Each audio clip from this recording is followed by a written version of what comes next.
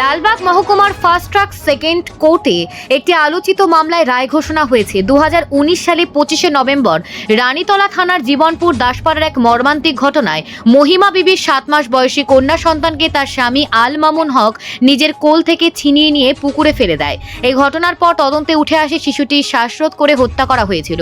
4 বছরের দীর্ঘ আইনি লড়াইয়ের পর গতকাল ফার্স্ট ট্র্যাক সেকেন্ড কোর্টের বিচারক ঋষি কুশারি আল মামুন হককে ভারতীয় দণ্ডবিধির 302 ধারায় দোষী সাব্যস্ত করেন। আজ শনিবার তাকে যাবজ্জীবন কারাদণ্ড এবং 10,000 টাকা জরিমানা অনাদায়ী 3 মাসের সশ্রম কারাদণ্ডের সাজা ঘোষণা করা হয়।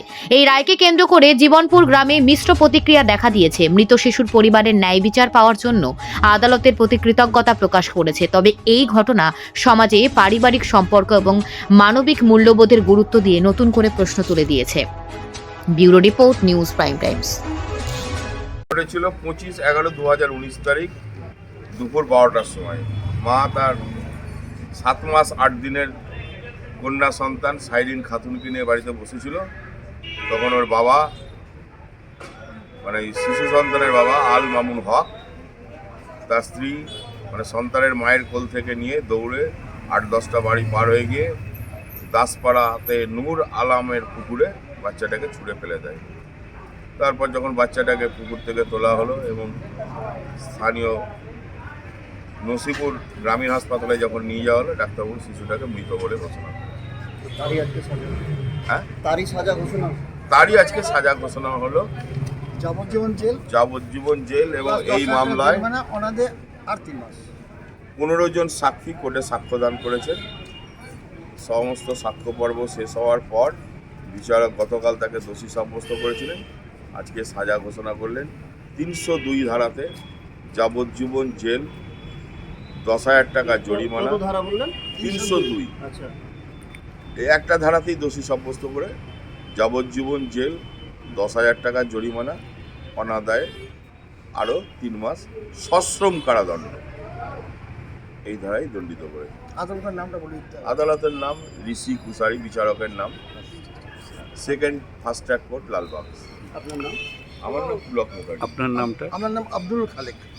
ডাকনাম একটু ওইটা দিয়ে দেবে একটা। এবং সমাজে এই ধরনের অপরাধকে দমন করার জন্য এই বিচারকে আমি ন্যায় বলে এবং মানে সঠিক বলে মনে করছি।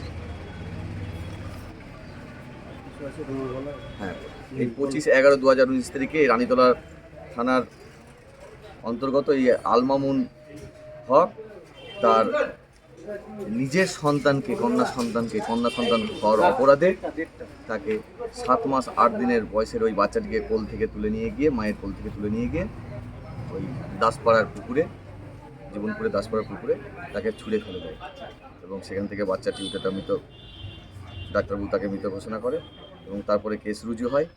তার স্ত্রী মহিমা বিবি সেই অভিযোগ দায়ের করেন রানীতলা থানায় এবং তার অভিযোগের ভিত্তিতে কেস স্টার্ট হয় এবং পুলিশ, তদন্তকারী পুলিশ তার সঠিক সাক্ষ্য প্রমাণগুলো সঠিকভাবে তৈরি করেন এবং কোর্টের মধ্যে চার্জশিট পাঠান। চার্জশিটের পরে আমাদের বিচারক সেকেন্ড ফার্স্ট ট্র্যাক কোর্টে আসেন এবং বারবার বলছে যে তিনি নির্দোষ, তিনি মানসিক ভারসাম্যহীন। ভুল বলছেন। একটা মানুষ যদি ভারসাম্য হয়, মানসিক ভারসাম্য হয়, সে কখনো নিজে বলতে পারে না আমি মানসিক ভারসাম্য।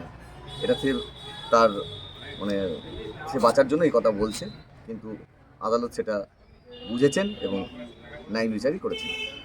আপনার নাম? নাসিম শেখ, সরকারি আইনজীবী।